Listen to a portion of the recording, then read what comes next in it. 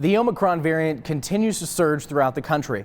Sports leagues and organizations are being forced to change the protocols that were being used before.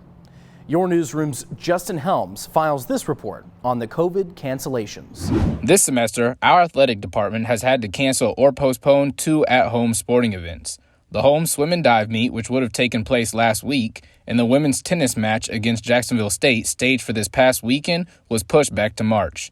With the rules in place, there are many boxes each team must check in order for an event to run as scheduled. When you're looking at events, you're looking at the positivity rate amongst the team itself. Also, then you factor in the amount of injuries that the sport already has, that they're already out. How many people do you have? Can you compete?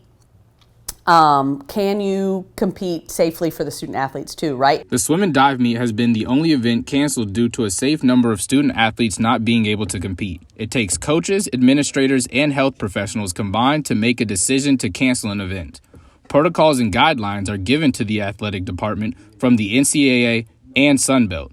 This includes when and how often players and coaches are tested. So everyone has to be tested every 7 days and 72 hours before the first competition of that week, if you're unvaccinated or not up to date. They only get tested once a week now. Last year it was a lot more. Any indoor sport was getting tested 3 times a week, and then baseball and softball also. Under the new CDC guidelines, players vaccinated and unvaccinated who test positive must quarantine for at least 5 days.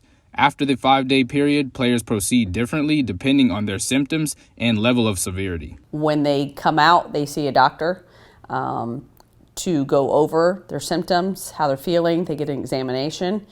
If it's moderate symptoms, same thing, they see a doctor. However, they have to get an EKG and they have to get blood work done. As long as the EKG and the blood work come back fine, then they can proceed to their return to play process. We reached out to the other coaches and athletic director Jared Binko to be included in our story.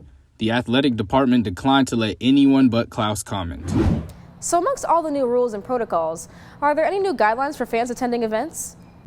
Thanks, Amara. And no, there is not. Georgia Southern told me that they currently rely on their fans to use their best judgment when attending athletic contests. Thanks for that useful information, Justin. To further find out how you can stay safe, check the CDC website.